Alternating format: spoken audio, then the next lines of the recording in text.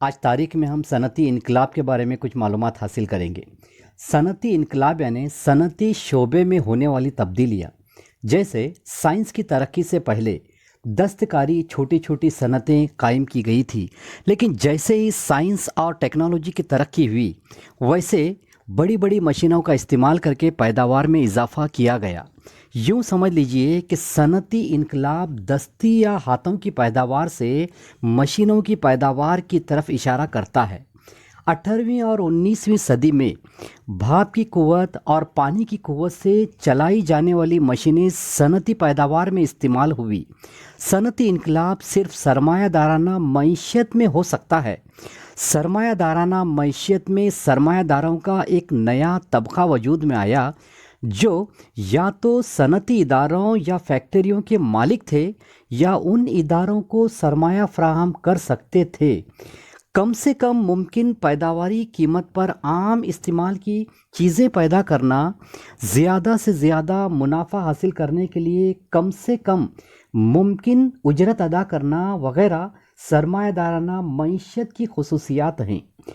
صنعتی اداروں کی نجی ملکیت، صنعت کار کا تیاری کا حق، تیار شدہ چیزوں کی قیمت طے کرنا، منافع کا مارجن طے کرنا، اپنی پسند کی چیزیں خریدنے کے لیے خریدار یا گاہک کا حق وغیرہ سرمایہ دارانہ معیشت کے بنائے ہوئے اصولوں میں شامل ہیں۔ انگلستان میں صنعتی انقلاب کے لیے فضا مناسب تھی، یعنی وہاں موسم موزوں تھا، حالات بڑے ہی اچھے تھے، جیسے بڑے پیمانے پر لوہے کی کچ دھات اور کوئلہ دستیاب تھا۔ انگلستان کی مرطوب آب و ہوا کپاس تیار کرنے کے لیے موزوں تھی۔ ان سازگار حالات میں انگلستان میں کپڑے کی صنعت ترقی کی۔ اس وقت سے انگلستان کئی ممالک میں اپنے نوآبادیات قائم کیا۔ ان نوآبادیات سے بڑے پیمانے پر کم دام میں انگلینڈ آسانی سے خام اشیاء حاصل کر سکتا تھا۔ انگلینڈ اپنے تیار شدہ چیزیں نوآبادیات کو برآمد کر کے وہاں پر زیادہ منافع سے فروخت کر سکتا تھا۔ نوآبادیات سے حاصل کیے ہوئے منافع سے انگریز تاجروں کو بڑے پیمانے پر یعنی زیادہ سے زیادہ سرمایہ دستیاب ہوا۔ قیمتوں کی سطح کو برقرار رکھنا یہ سستے مزدوروں کی دستیابی سے ممکن ہوا، لیکن ہندوستان میں اس کا بہت ہی برا اثر پڑا۔ جیسے ہندوستان میں صنعتی انقلاب بری طرح سے متاثر ہوا، جس سے ہندوستان کی کپڑوں کی صنعتوں کا زوال ہوا۔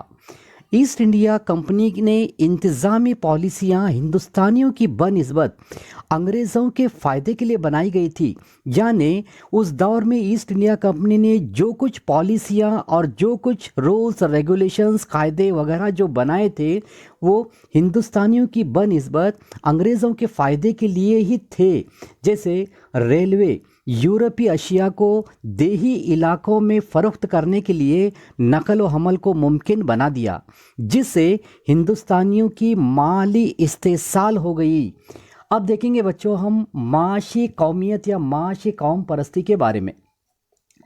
معاشی قوم پرستی کا عروج صنعتی انقلاب کا نتیجہ تھا، یعنی زیادہ پیداوار کا سلسلہ صنعتی انقلاب کا اثر تھا، جس کے بدلے میں زیادہ پیداوار پر مبنی معیشت نے معاشی قوم پرستی اور سامراجیت کی حمایت کی، جس نے نئے بازاروں پر مسلسل قبضہ کرنے، خام اشیاء کی سستی فراہمی کے ذرائع کی تلاش کرنے، خام اشیاء کی فراہمی کے مضبوط سلسلے کو برقرار رکھنے، زیادہ سے زیادہ سرمایہ داروں کو راغب کرنے اور ان کی سرمایہ داروں کی حفاظت کرنے وغیرہ نوآبادیت کا لامحدود جس سے استحصال ہوا، یعنی یہ تمام باتیں نوآبادیت کے لامحدود استحصال کے نتیجے کے طور پر باعث بنے۔